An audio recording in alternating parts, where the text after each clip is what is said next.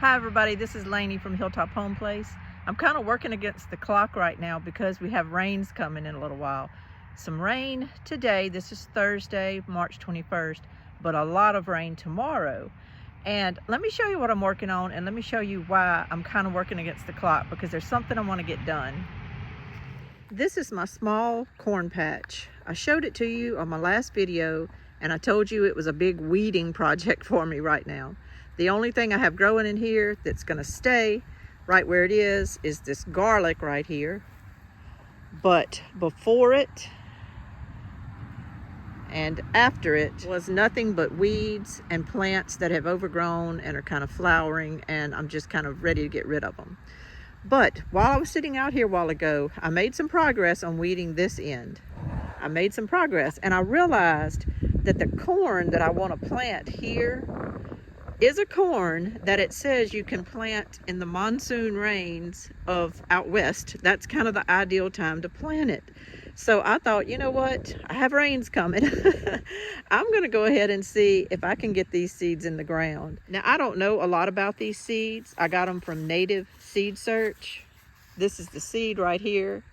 It's a flint corn, and it's called Onavino, but it says on the back that it's an ancient grinding corn, and it makes tall plants, 8 to 10 feet tall, and that it's late maturing. But it recommends that you plant them with the summer rains. Plant them about 1 inch deep. You can even make little basins and plant the seeds down in the basins so that when the basins fill with water, they water the seeds. So I thought, you know what? I'm going to try to get these seeds in before the rains come today. I have these little rows mounded up because I had things planted in them before, but I'm actually just going to dig out a furrow with my little triangular hoe there.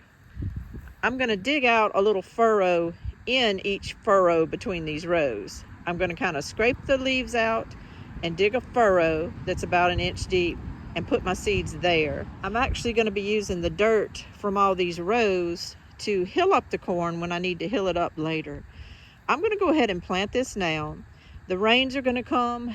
It's going to be a few more days before I can get all of this done down here. So I'm going to try to have a few weeks between when I plant that corn down there, my landrace sweet corn, and when I'm planting this. This will go in first. That'll go in a few weeks from now. But I need to work against the clock. I'm going to put my phone down. I'm going to rake this all out and put my seeds in the ground. Okay, I did my little furrows between my mounded rows. I only did 5. I'm actually going to have, an empty row down here that I can plant something on. I'll probably throw some bush beans there. But I only did about 5. There's only 50 seeds in this packet. I'm going to plant 1 seed every 8 inches and just see how far that gets me. Sometimes it says 50 seeds and there's 75. So you don't really know. But I'm going to see how far it gets me, and then I'll row these up. The seeds are really pretty. I just wanted to show them to you.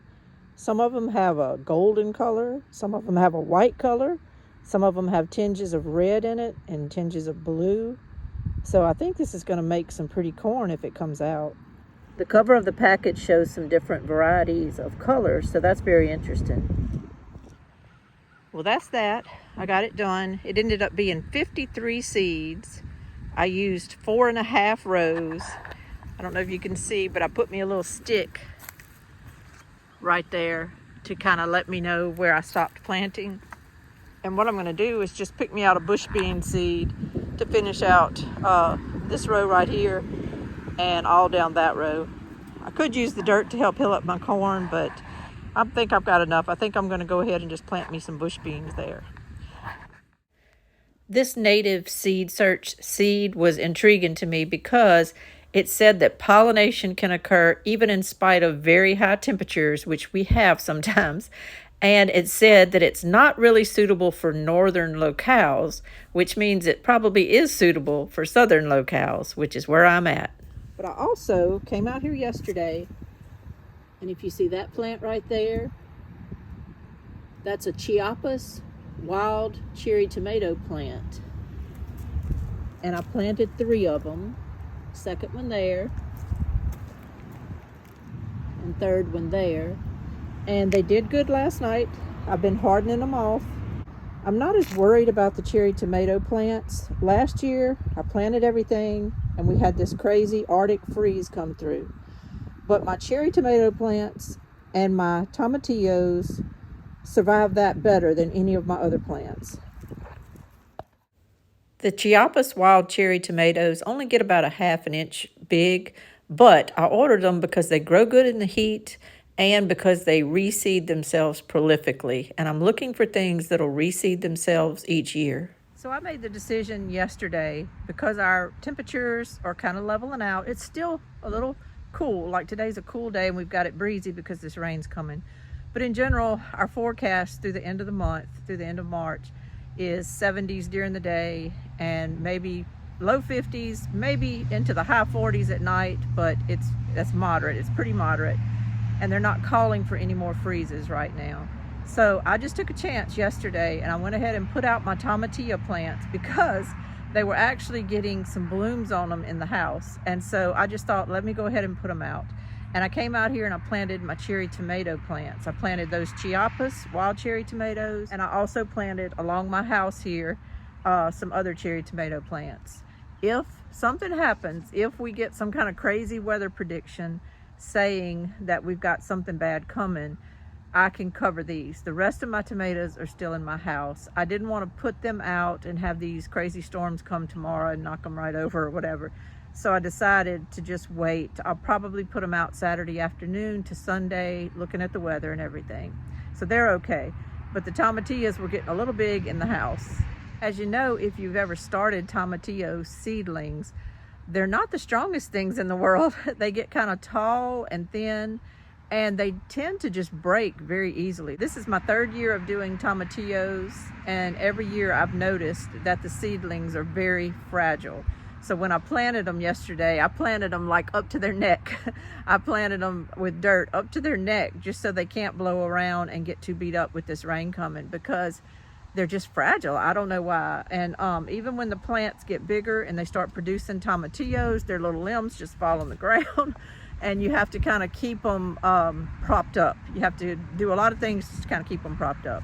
But I went ahead and planted them. I felt like they're gonna make it. I felt like they're gonna be okay. And my cherry tomatoes as well. I felt like if something comes, I'm gonna put metal pots over them and they're gonna be okay. I ordered another thing from Native Seed Search last year when I ordered some seeds, and it's a winter squash. I'll show you those plants in here. I have no affiliation with Native Seed Search. I just like the company. I find that when I do plant things from them, their seedlings are very strong and the plants are very strong, so I like using them. I ordered something called a Gila Pima winter squash, and my seedlings are doing wonderful. Let me show them to you, and then I'll show you the picture on the packet. I don't know what they taste like. It says they're supposed to be sweet and meaty and that you can use them to cook with and everything. I don't really know what they taste like, but I felt like it was worth trying to grow. Down here in South Louisiana, especially like last year, it got hot and stayed hot for months and months and months.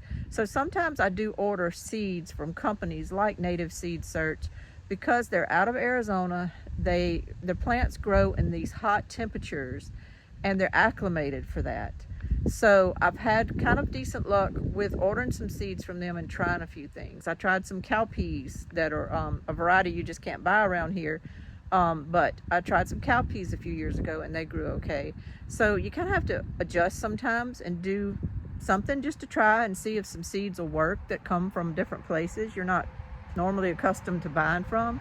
And so far I've had good luck from them. Let me show you my Gila Pima plants. This is the seedlings.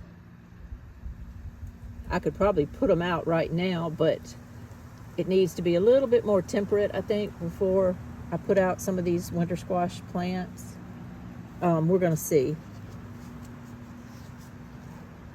But it's called Gila Pima. I'll show you the picture of the winter squash on the seed packet in a second. I've noticed that this variety, out of all my varieties, has some little white splotching to the leaves. It's supposed to be there. It's not like they're diseased or anything like that. It's just kind of a little variegated leaf. I think it's really pretty. So I have a lot of other things growing, a lot of other things. I have a whole floor full of them right there in my dining room right now. I would put them out here, but the rain is supposed to be here in the next hour or so, so I have them in there to be protected. This is the squash right here. Now in this picture, they don't look very big. They look like a small squash. However, on the back, if you read it, it calls it a large, light-skinned squash. I'm not really sure what they mean by large, how big it is, but if they're calling it a large winter squash, it's probably pretty big. So I'm hoping these plants will bear me some fruit. It says to plant them in spring after soil's warm, or with summer rains. I'm going to wait and plant them a little bit in a week or two when it gets a little bit more warmer. Well, that's what I've got for you today. I love to plant things that are good old favorites. I do, and I plant good old favorites every year, but I always like to have one or two varieties that are different. That's just the way I am. That's just the way I'm hardwired. I like to try to be creative and try to plant some things that I've never planted before. And every year I try a few little varieties. Some work, some don't. And that's okay. You learn as you plant them. You learn what works in your soil. You learn what doesn't. And sometimes you can just find something that you hit upon that you love, and that just becomes a staple. These old favorites have to become old favorites because you tried them and you grew them.